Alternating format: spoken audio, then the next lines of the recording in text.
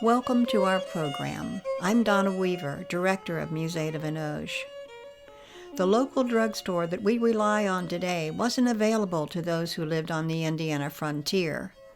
A knowledge of medicinal plants and their use could sometimes prove more useful than some of those store-bought quackeries. In this episode, we join Laura Willyard, who teaches us how to make a healing salve. I'm going to show you a common healing salve to use for small cuts, bruises, bumps, and the ingredients that I'm going to be putting in here are comfrey. Comfrey is also known as knit bone or heel all. It was a very common and healing salves. Plantain, it grows in everyone's yard. The other ingredient is mostly for the scent. It is mint, but it also has a bit of healing properties. Another thing you can add if you have it is lavender. So I'm going to take the herbs, they were picked the night before, and I'm going to put them into the bowl. And what I'm going to do is take the chopper, and then I'm just going to work back and forth to chop. And some people call it macerate. We'll do that also in the small pestle. But you're just wanting to get it into smaller pieces, break the leaves up so they can allow their essence to come out later when we put oil in it. You can see how the texture has changed to be more chopped and like a slaw sort of, and it smells wonderful with the mint. I'm going to further macerate it to release the essences of the plant. So I'll put it in my mortar and take a pestle, and you just continue to macerate it. You don't have to macerate it to a paste, just enough that you can see the color changes a little bit when the leaves are bruised. You want to work the leaves in the pestle with your mortar until you'll see that the leaves start to change color and look damp. That is their essence coming out. Take this and to shake it into your pot.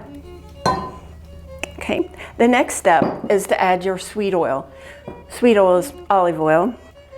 You just pour it over to cover the macerated herbs.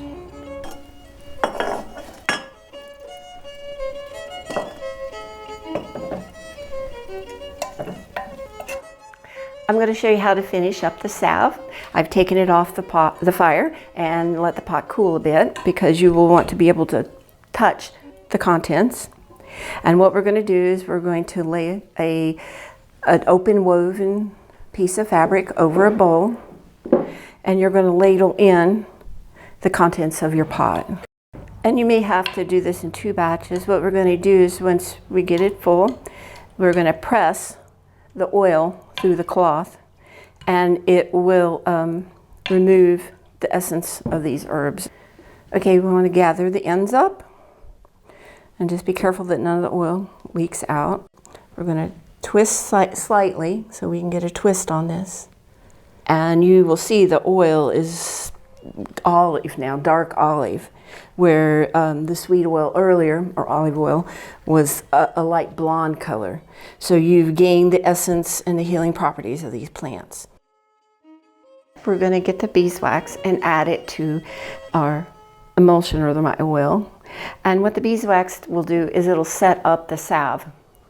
So now the next step is to set it again on the hearth to near some coals to let it the beeswax melt. Once your beeswax is melted in the salve, then we're going to fill our little pots. And once the pots are filled, then we'll just cover them with some cloth and tie them with a string and just let them sit in a cool, dry place. Here is Laura's recipe. Now get out there and harvest those botanicals. Just don't go looking for them in poison ivy patches. The healing properties of this salve will not be able to help you with that affliction. Please join us again for the next installment of Living the Life, Our Forgotten Ways. You can make sure you won't miss a single episode by subscribing to our channel. Just click the button below. Thank you for watching.